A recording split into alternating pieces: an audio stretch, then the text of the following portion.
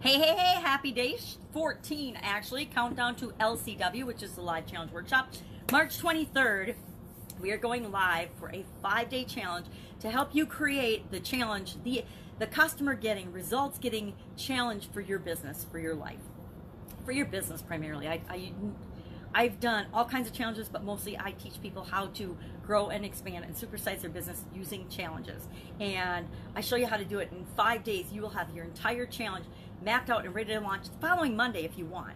It's as soon as you want. We go through everything, the A to Z of how to do a challenge for your business. Because I have found that over the last 2 decades, it is the fastest, easiest way to find and attract the ideal people to you and to your business. So that you can create the business that you want, the business that you love. And as part of that, I thought, okay, over my last 47 years in business, 47 years that I've owned and operated businesses in like 27 different industries, in addition to spending over a quarter century as an executive in corporate America, I learned a few things along the way. And some of them have been easy lessons. Some of them have been really, really hard-fought, drop-dead, killer lessons. And so I thought, what better way to lead into the Live Challenge Workshop than to share the top 20 things that I've learned over the last 47 years. Now, here's the thing. I just brainstormed a list of 20 things. I didn't put them in order, like what is the biggest, most important thing that I've learned? That's up to you to decide. What is the most important thing to you? Because it's what is the most important thing to you that really matters. It doesn't matter what my 20 lessons are the most important lessons that I needed to learn. Your lesson or lessons are the most important lessons that you need to learn. And each of us, as much as we can follow and model other people's behavior, we all have to experience things and go through certain things ourselves in order to create and develop what it is that we want in life, because we all want different things.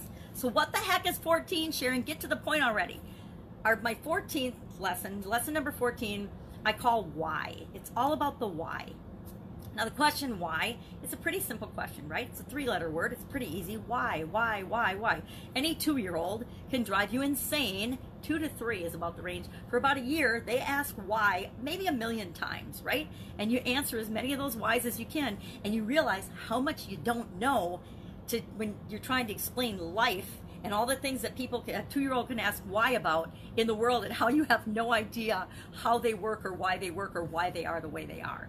But the question why, it's not important that we understand why other people do things, because I will tell you, human beings will continue to mystify us. Some of the people we love and care about the most and we are the closest to, we will never ever understand why they do something. Heck, half the time they don't even understand why they do something. So the best we can do is try to understand and ask ourselves why we do something, why and what motivates us. And I ask the question why with respect to motivating myself to do things, not why does this always happen to me? Why poor me? Why am I the victim? It's why did this happen? What can I learn from it?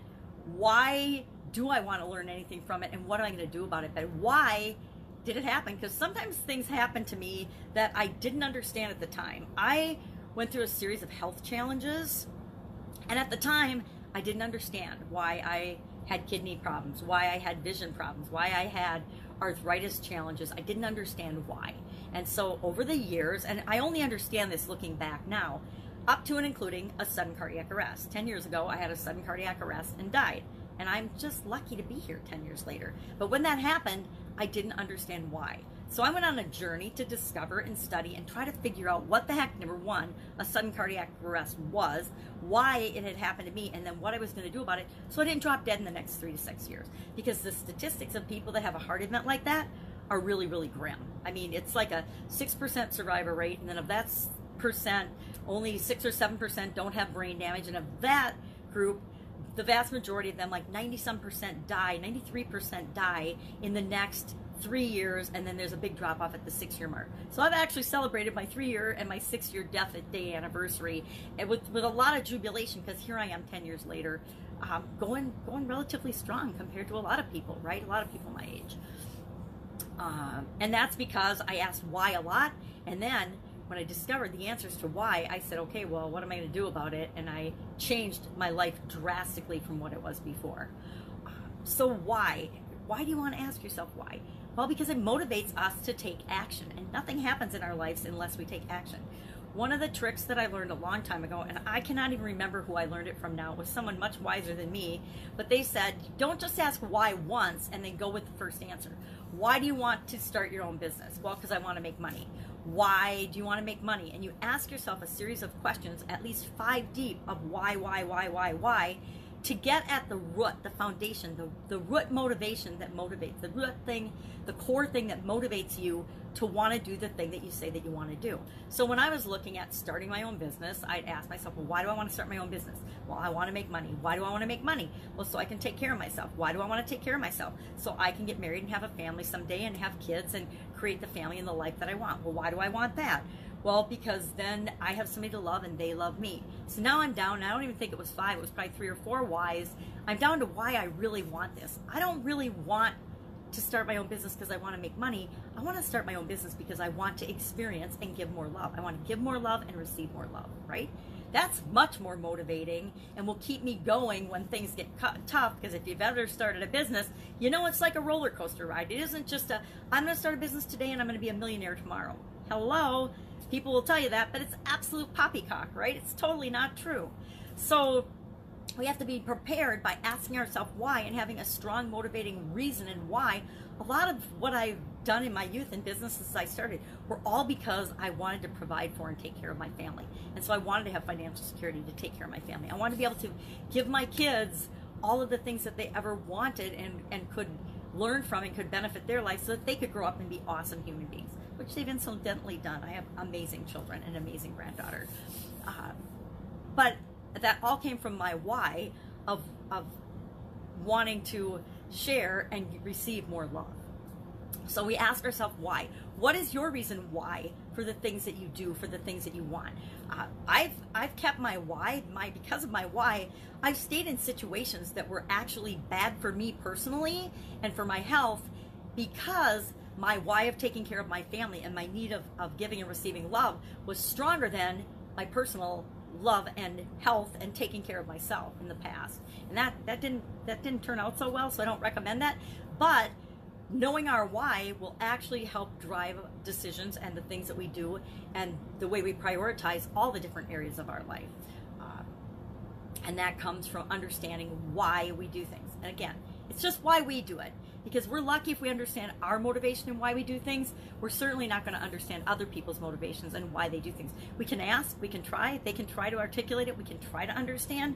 But bottom line, it's like trying to feel or do something for another person. We can help other people, we can encourage them, we can coach them, but we can't motivate them. That comes from within. We can't feel for them. That comes from within. And anything that comes from within another human being, we do not have the power or the control to do that for them. We can try to influence it, but we can't do it for them. That's why it's important that we all understand our own why. So one of the biggest lessons I've learned, number 14, was understanding my own why. And here's the thing, if you understand your own why and you try to understand why the people that you serve, the people that you provide information for in your business, why they would want to do business with you, that helps you to tailor your offerings and to tailor the things that you do and say and how you provide service and experiences for them that better meet their individual whys. That's it. I would love to know if this has been a big lesson for you and if it's a motivating thing, or how you feel about asking the question why.